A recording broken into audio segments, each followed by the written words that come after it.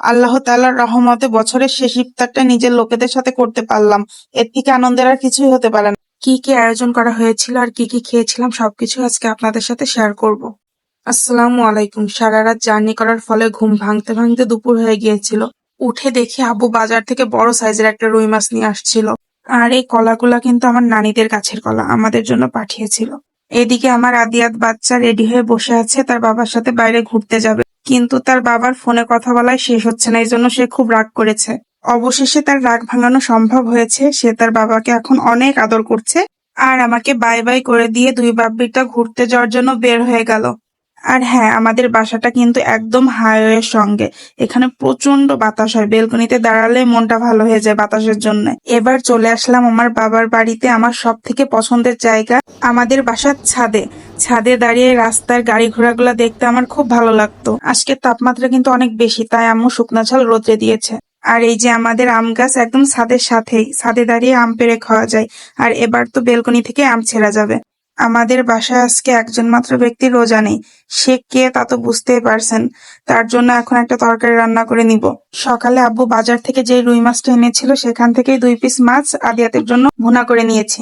আমি এখানে খুব অল্প মশলা দিয়ে মাছটা রান্না করে নিয়েছিলাম। এখন আমি আপনাদেরকে আমার আম্মুর হাঁসের খামারটা দেখাবো। এখানে ছোট বড় অনেক হাঁস আছে। হাঁসগুলো দেখতেও কিন্তু অনেক বেশি সুন্দর, তাই না? আমার আম্মু কিন্তু এগুলো শখের বশে পালন করে থাকে। সে চাকরি করে, তার মধ্যে থেকেও সময় বের করে এগুলাকে দেখাশোনা করে। এবার চলে আসলাম ইফতারির আয়োজনে। আমার আব্বু আমার হাতে ছোলা ভুনা অনেক বেশি পছন্দ করে, তাই আজকের ইফতারির ছোলা ভুনাটা আমি করব। আমি কিন্তু ছোলা ভুনাতে একটু মশলা বেশি ব্যবহার করে থাকি।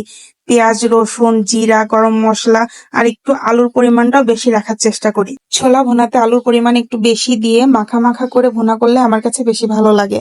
আর আমার বাসার সবাই অনেক বেশি পছন্দ করে। আপনাদের সাথে কথা বলতে বলতে কিন্তু এদিকে আমার ছোলা ভুনাটা প্রায়ই হয়ে গেছে। আমি একটু ভেজা ভেজা রাখবো, কারণ ঠান্ডা হওয়ার পর এটা আরেকটু শুকনো হয়ে যাবে।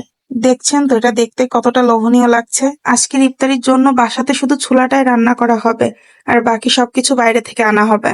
আর এখন আমি ইফতারির সব থেকে ইম্পর্টেন্ট জিনিসটা বানাবো। এটা যে আমার কত পছন্দের, ইফতারিতে এই জিনিসটা হইলে আমার আর কোনো কিছুর প্রয়োজন হয় না। এই শরবতটা কিন্তু আমি অনেক মজা করে তৈরি করতে পারি। আখের গুড়, চিনি, লেবু, ইসবগুলির ভুসি সবকিছু দিয়ে শরবতটা বানাইতে হয়। বিয়ের আগে রোজার সময় এই শরবতটা বানানোর দায়িত্ব কিন্তু আমার উপরেই পড়তো। সেই ছোটবেলা থেকে শরবতটা বানাতে বানাতে এখন খুব মজা করেই বানাতে পারি। শরবতে সবকিছু মেশানো হয়ে গেলে নর্মাল ফ্রিজে আধা ঘন্টার মতো রেখে দিতে হবে ইসবগুলির ভুসি ফুলে ওঠার জন্য। এখন সব ফলগুলো কেটে নিব।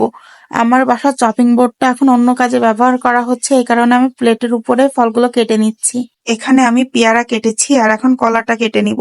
আপনারা হয়তোবা ভাবছেন কলাটা এত ছোট করে কেন কাটছি, কারণ আমাদের বাসায় কেউই কলা পছন্দ করে না। প্লেটে একটা করে কলা দিলে হয়তোবা কেউ খাবেই না, এই জন্য অর্ধেক করে দিচ্ছি যাতে একটু হলেও টেস্ট করে দেখে। আর এই ছবেদাগুলা কিন্তু আমার নানীদের গাছের, একদম ফ্রেশ। এরপর তরমুজ কেটে নিয়েছিলাম। তরমুজটা মোটামুটি ভালোই লাল ছিল আর দানাও ছিল। যেহেতু আজকে অনেক বেশি গরম পড়েছে, এজন্য আব্বু বললো এই তরমুজে হবে না, আরো একটা তরমুজ কাটতে। এই তরমুজটা কাটতে গিয়ে আমরা সবাই অবাক হয়ে গেলাম, কারণ এতটুকু তরমুজ কিন্তু ভিতরে টকটকে লাল আর দানাদার। এই তরমুজটার কিছুটা আমি পিস পিস করে কেটেছি আর কিছুটা খোসা সহ কেটেছি। আমার বর খোসা সহ তরমুজ খেতে বেশি পছন্দ করে। আজকের ইফতারিতে বাইরে থেকে খাবার আনার একটা কারণ আছে। আমাদের এখানে একটা দোকান আছে, সেই দোকানের খাবারগুলো আমি খুব পছন্দ করি। এই কারণে সবাই বলল যে আজকের ইফতারির খাবারগুলো ওই দোকান থেকে আনা হবে। আজকের ইফতারির জন্য কিন্তু অনেক কিছুরই আয়োজন করা হয়েছিল। আজকের ইফতারির জন্য কিন্তু আমি আর আমার বোন আমরা দুজনে মিলে টেবিলটা সাজিয়েছিলাম। এখন আপনারা অনেকেই ভাববেন আমার বোন কোথা থেকে এলো। ও আমার খালাতো বোন, আমার মেজো খালার মেয়ে। এদিকে আমার আদিয়াতের ঘুম ভাঙছে না, আর তার নানা ভাই তাকে ছাড়া ইফতারি করবে না, এই জন্য তাকে বিছনা থেকে উঠিয়ে নিয়ে আসছে, কিন্তু তার অবস্থা দেখেন। আজকের ইফতারির জন্য 2 ধরনের শরবত বানানো হয়েছিল, বেলের শরবত আর হচ্ছে আখের গুড়ের শরবত।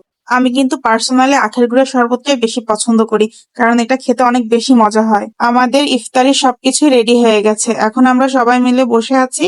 আজান দিলে সবাই একসাথে ইফতারি করব। নিজের লোকেদেরকে নিয়ে একসাথে বসে ইফতারি করতে পারাটা কিন্তু আসলেই সৌভাগ্যের ব্যাপার। আলহামদুলিল্লাহ, আল্লাহ তাআলার রহমতে বছরের শেষ ইফতারিটা যে বাবা মার সাথে করতে পেরেছি, এটাই আমার জন্য অনেক কিছু। ঢাকাতে থাকা অবস্থায় সবাই মিলে একসাথে বসে খাবার খাওয়াটা খুব বেশি মিস করি। আর এই যে 2 বিচ্ছু যখনই একসাথে হয়, এদের হাসি থামানো অসম্ভব। খুব কষ্ট করে এরা হাসি থামিয়ে আছে।